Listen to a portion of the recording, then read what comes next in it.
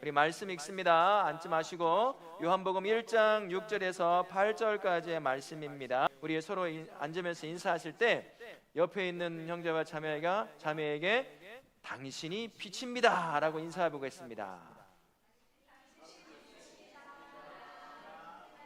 그러면 이렇게 반응하는 사람이 어떻게 해야 돼요? 내가 빛이라고요? 그렇게 해야지. 다시 한번 인사합니다.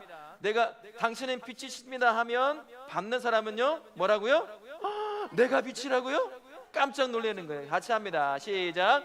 당신은 빛이십니다. 내가 빛이라고요? 당신은 빛이세요.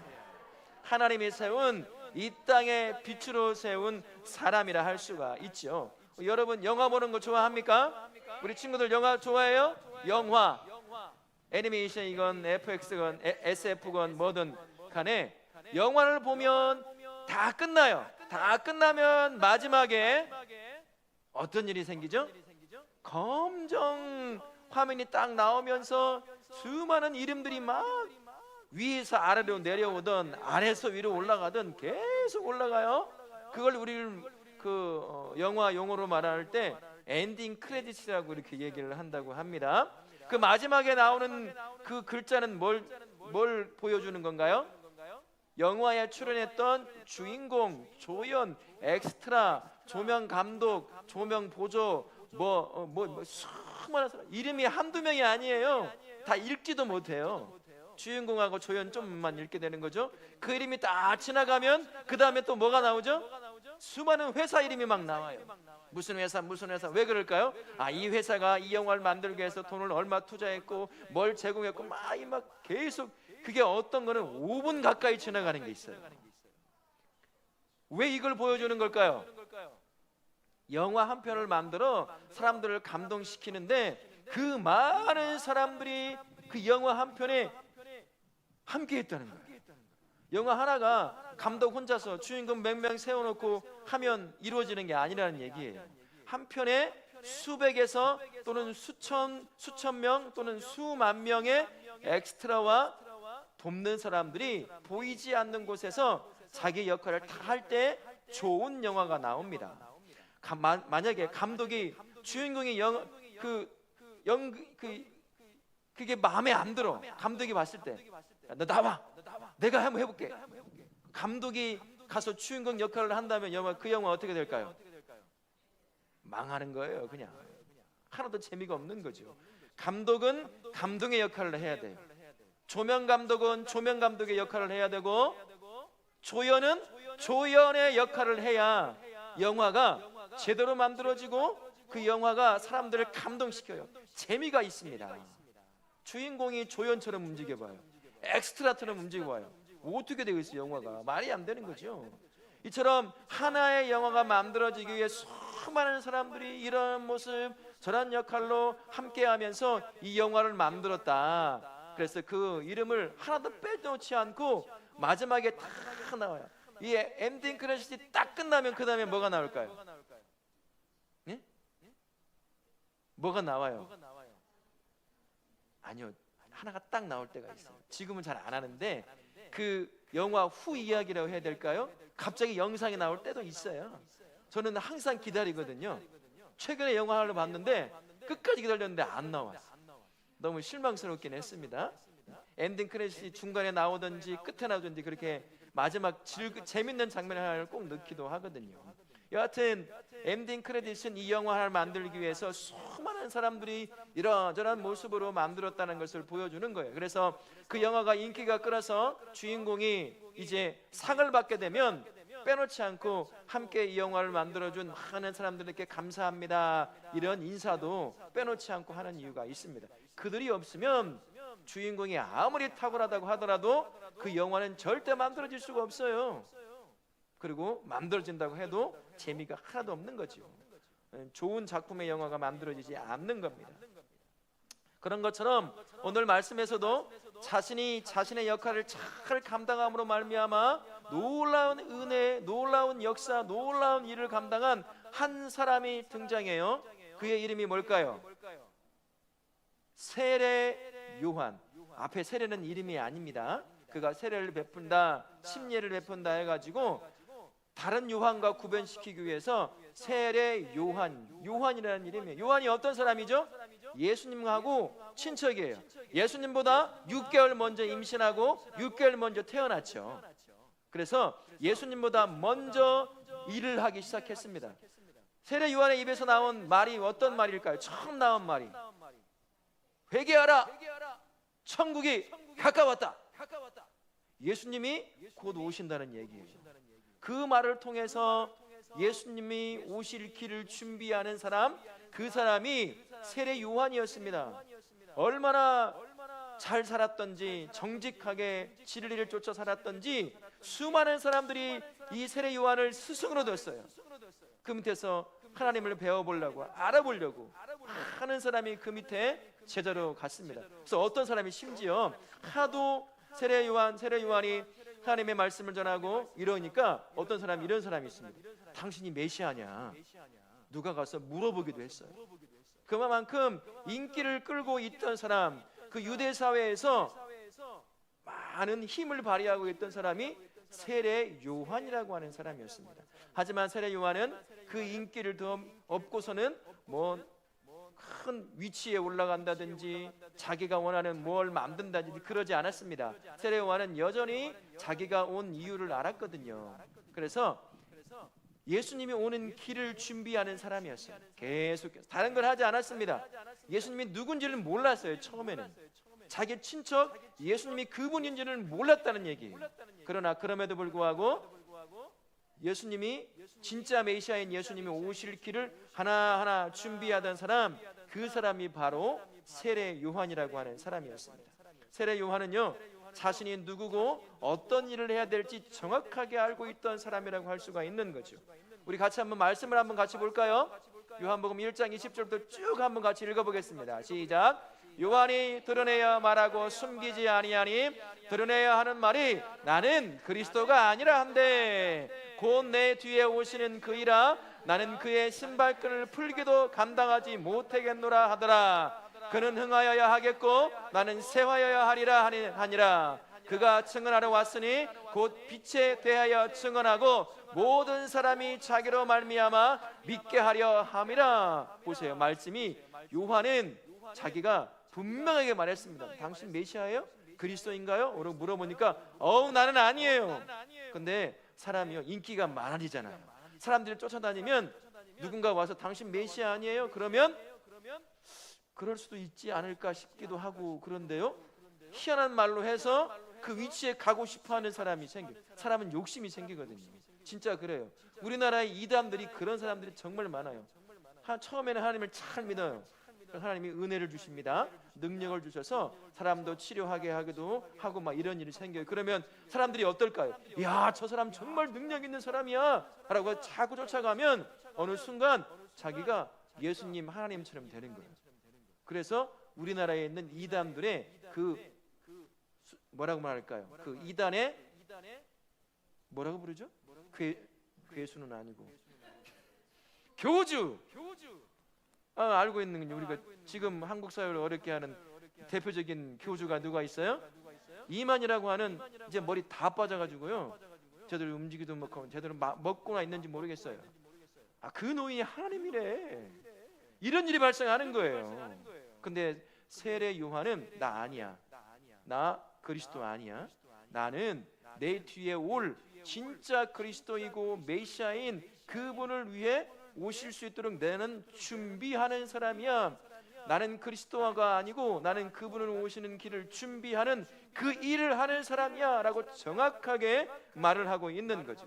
그래서 세례 요한은 오늘 읽었던 요한복음 1장 6절 말씀처럼 자신이 보냄받은 사람이라고 하는 것을 분명하게 말을 합니다. 같이 한번 읽어볼까요? 1장 6절 시작. 하나님께로부터 보냄받은 사람이 있으니 그의 이름은 요한이라.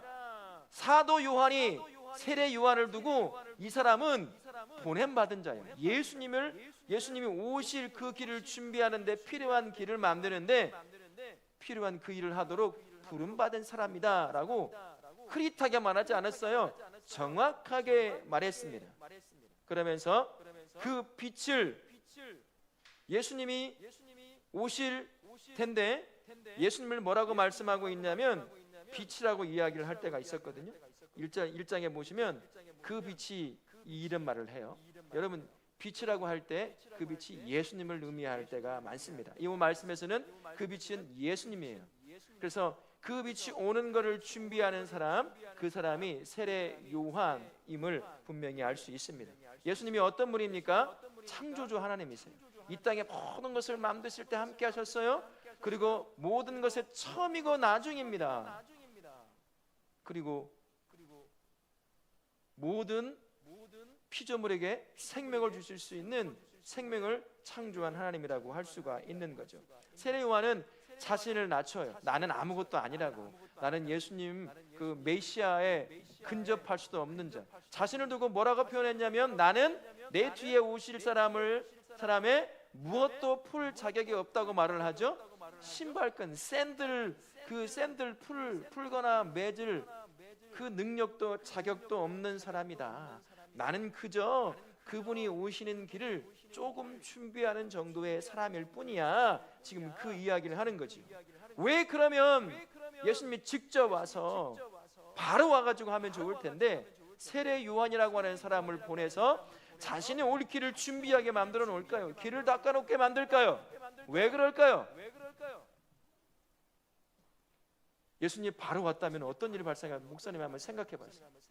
예수님이 세례 요한을 통해 사람들의 마음을 준비시키고 예수님이 어떤 분인지를 그를 통해 조금이나마 준비시키지 않았다고 한다면 바로 예수님이 오셔서 내가 메시아라고 했을 때 정말 사람들이 마음이 열려서 그분이 진짜 메시아인가 한 번쯤 궁금하게 생각해 봤을까?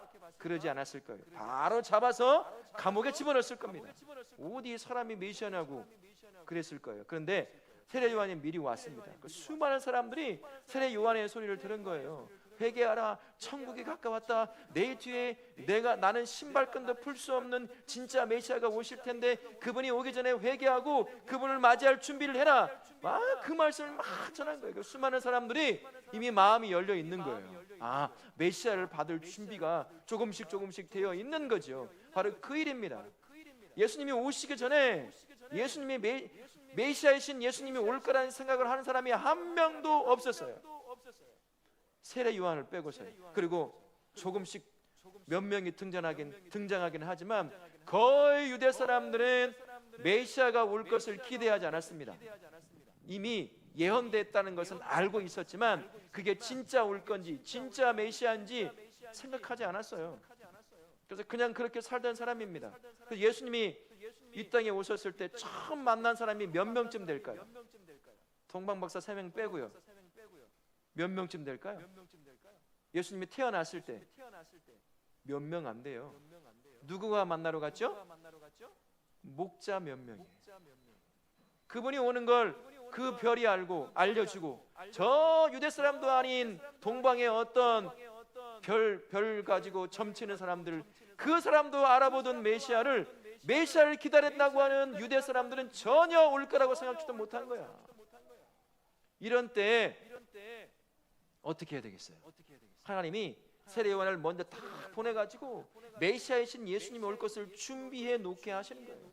세례 요한은 그것을 정확하게 알고 있었고 그 일을 잘 감당한 겁니다. 그래서 예수님을 전해주는 거예요. 마음의 문을 열고 이제 메시아인 예수님이 오셔서 말씀도 가르치고 기적도 일으키시고 수많은 일들을 일으킬 때 야, 혹시 저분이 메시아가 아닐까? 진짠가? 의심도 하고 가까이 가보고 실제로 그분이 만져주니까 병도 낫고 죽은 나사로가 나타나는 걸 보니까 야, 저분이 진짜 메시아인가? 이 마음을 열고 예수님을 바라볼 믿을 준비가 되어져 가게 됐던 거죠. 세례 요한은 바로 그런 사람이었습니다.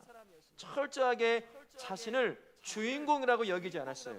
자신은 조연이었습니다. 엔딩 크레딧 때 보면 가장 먼저 나오는 이름이 누구예요? 주인공 이름입니다. 그의 세례 요한의 삶에서 가장 먼저 나오는 이름은 메시아였어요. 자기는 그를 준비하는 사람 정도만 알았다는 거죠. 나는 조연이야. 진짜 주인공은 예수님이니까 예수님을 보여줘야지. 그렇게 살았던 사람, 그 사람이 세례 요한이라고 하는 거죠. 우리도 마찬가지예요. 저와 우리 예수 믿는다고 하면 우리도요 조연이에요. 어떤 의미에서 조연일까요? 메시아이신 예수님을 알려줘야 될, 구원자이신 예수님을 보여줘야 될 그 조연입니다. 진짜 인생의 주인공이신 예수님을 보여주는 사람, 그 사람이 바로 우리 조연인 우리 친구들이란 얘기예요. 우리 모두가 그런 삶을 사는 사람이에요. 세례 요한이 그랬던 것처럼 내가 살아가는 삶의 그 자리에서 예수님을 보여주는 사람인 거죠. 여러분, 하루 온종일 가장 많이 있는 곳이 어디예요? 집. 물론 어른들은 집일 수도 있겠죠. 아이들은 가장 많이 있는 곳이 어디예요?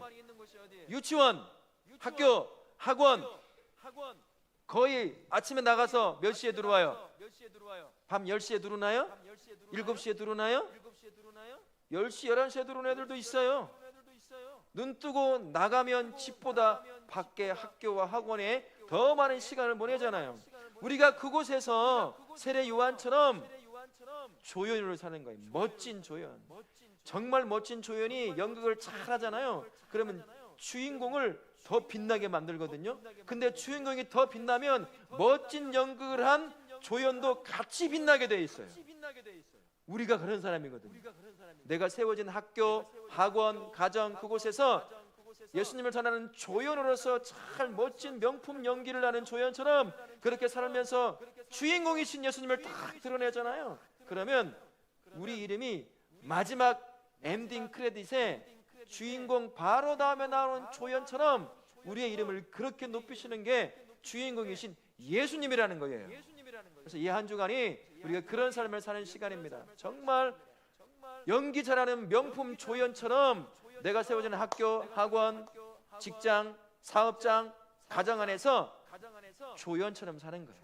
나를 통해 내 언어, 내가 하는 행동, 내가 하는 감정의 표현들, 이 모든 것들을 통해서 세례 요한처럼 예수님을 알려주는 삶, 보여주는 삶, 그 삶을 살 때 우리 예수님이, 우리 하나님이신 예수님께서 나의 이름을 자신의 이름 뒤에 바로 화려한 조연의 모습으로 우리를 기억해 내실 거예요.